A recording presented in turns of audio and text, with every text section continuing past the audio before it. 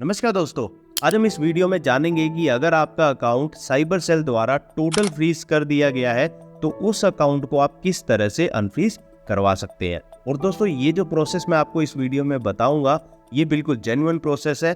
इसी प्रोसेस से जो है बहुत सारे अकाउंट होल्डर्स का ऑलरेडी अकाउंट अनफ्रीज हो चुका है। और साथ ही दोस्तों, आपको इस वीडियो में मैं एक कोर्ट का ऑर्डर भी दिखाऊंगा जिसमें कोर्ट ने एक अकाउंट होल्डर के अगेंस्ट में एक ऐसा डिसीजन दिया है जिसके कारण वो अकाउंट होल्डर अब समस्या में आ गया है। तो दोस्तों, अगर ये वीडियो आपको पसंद आए तो इस चैनल को जरूर सब्सक्राइब करना और आपके मन में कोई डाउट हो तो नीचे कमेंट बॉक्स में आप जरूर लिखना। तो चलिए दोस्तों, शुरू करते हैं इस वीडियो को।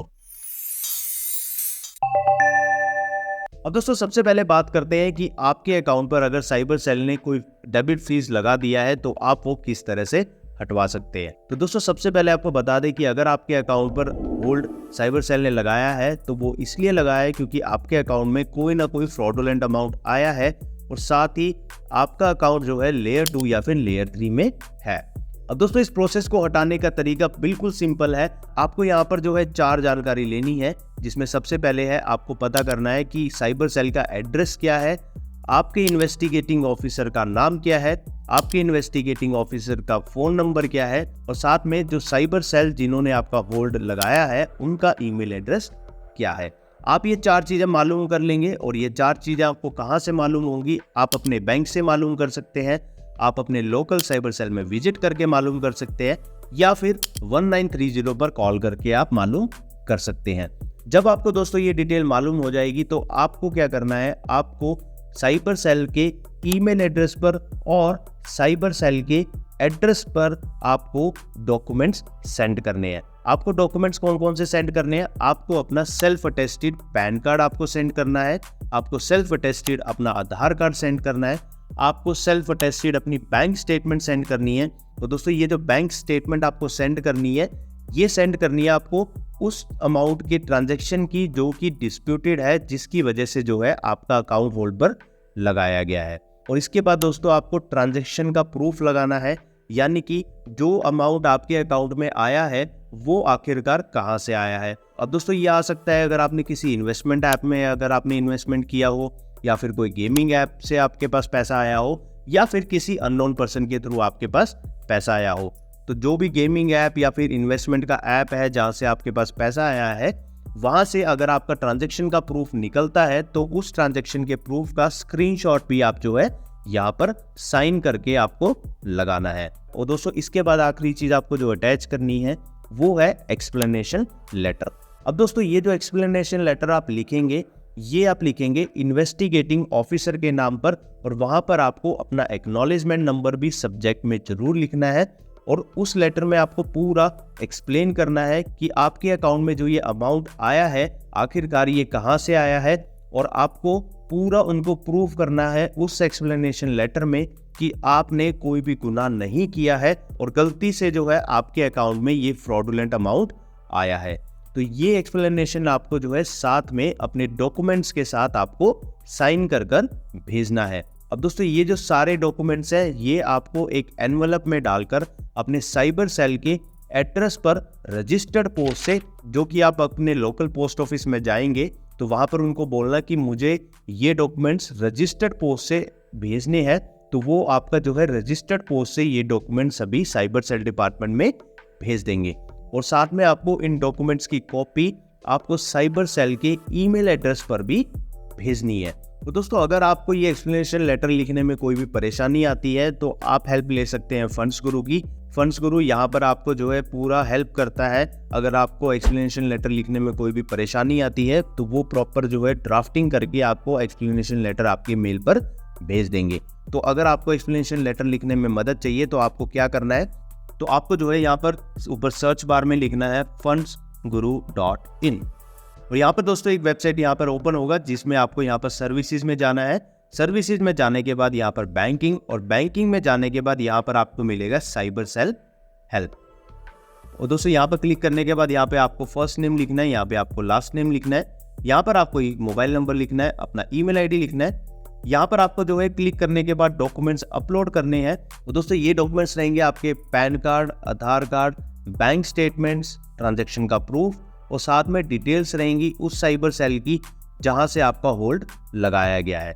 और यहाँ पर दोस्तों ब्रीफ डिस्क्रिप्शन जो यहाँ पर लिखा है, यहाँ पे आप अपने पूरे केस को आप एक शॉर्ट में लिख सकते हैं कि आपका जो अमाउंट अकाउंट में आया है वो किस वजह से आया है, और ये लिखने के बाद आपको सबमिट करना है। तो दोस्तों जब आप ये सभी डॉक्यूमेंट्स ईमेल के द्वारा और रजिस्टर्ड पोस्ट के द्वारा आप उनके एड्रेस पर भेज देंगे, तो उसके बाद आपके ये डॉक्यूमेंट्स हेल्प करते हैं इन्वेस्टिगेटिंग ऑफिसर को उनकी इन्वेस्टिगेशन में।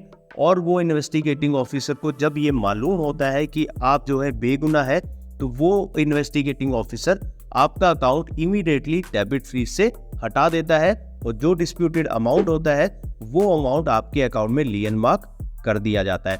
और इसके बाद जो है आप अपने अकाउंट को जो है फ्रीली यूज कर सकते हैं, और आपको जो है वेट करना है इन्वेस्टिगेशन खत्म होने का। और इन्वेस्टिगेशन खत्म होने के बाद जो आपके अकाउंट में लियन मार्क अमाउंट रह जाता है उसका डिसीजन आपको बाद में मालूम होगा। अब दोस्तों इसके बाद हम आपको दिखाते हैं वो कोर्ट का ऑर्डर जो कि एक अकाउंट होल्डर को इशू हुआ है, और वो इसलिए क्योंकि उस अकाउंट होल्डर ने ध्यान नहीं दिया अपने उस नोटिस का जो कि साइबर सेल डिपार्टमेंट ने उनको भेजा।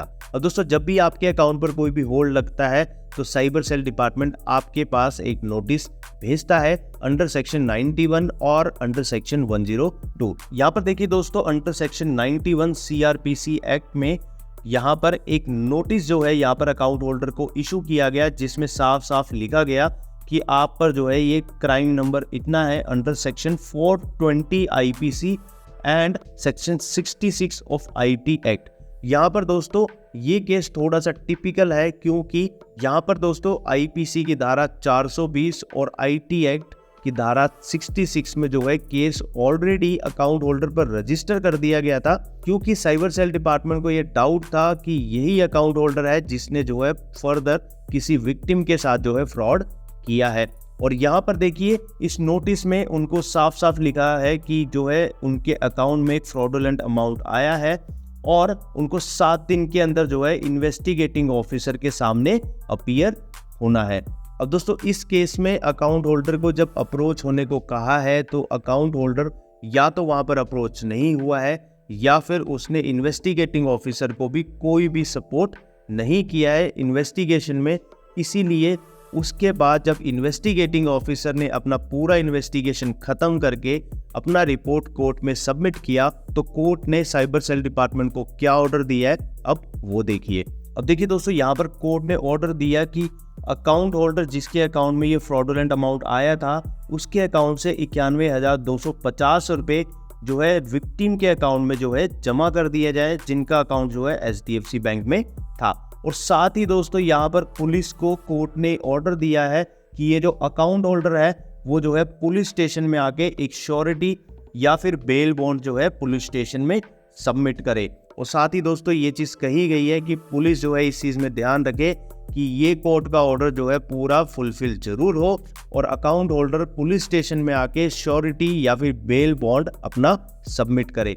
और दोस्तों ये जो श्योरिटी या बेल बॉन्ड सबमिट किया जाता है ये उसी अमाउंट का किया जाता है जितने अमाउंट का जो है कोर्ट ऑर्डर देता है। और देखिए दोस्तों कितनी बड़ी समस्या है कि अकाउंट होल्डर अगर अपने नोटिस का जवाब नहीं देता है तो कोर्ट भी अब ऐसे डिसीजन लेने लगा है जिसमें अकाउंट होल्डर को फर्दर जो है समस्या हो सकती है।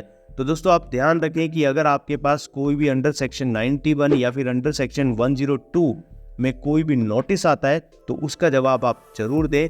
और साथ ही आप सेफर साइड एक चीज़ जरूर करें कि अगर आपके अकाउंट पर डेबिट फीस लगाया गया है तो आप साइबर सेल डिपार्टमेंट का एड्रेस निकाल कर आप उनके पास अपनी तरफ से खुद डॉक्यूमेंट सेंड कर दें, ताकि कल को कोई भी बात होती है तो एटलीस्ट आपके पास ये प्रूफ रहे कि आपको जब ये मालूम हुआ कि आपके अकाउंट में साइबर सेल ने होल्ड लगाया है तो आप जो है उनको डॉक्यूमेंट्स भेज चुके हैं। दोस्तों यहाँ पर देखिए 2 चीज़ें आपको क्लियर कट समझा दी गई हैं कि आपके अगर अकाउंट में कोई साइबर सेल द्वारा अगर होल्ड लगाया गया है तो आपको वो किस तरह से हटवाना है, और साथ ही अगर आपके पास कोई भी साइबर सेल डिपार्टमेंट के द्वारा आपके पास कोई भी नोटिस आता है तो आपको उसका जवाब जरूर देना है। और इसी के साथ दोस्तों अगर आपको कोई भी कंसल्टेंसी की सर्विसेज लेनी है साइबर सेल के रिगार्डिंग तो वो भी आप फंड्स गुरु की उसी लिंक पर जो है अपनी डिटेल्स डाल सकते हैं और नीचे ब्रीफ डिस्क्रिप्शन में आप वहाँ पर लिख सकते हैं कि आपको किस तरह की जो है हेल्प की ज़रूरत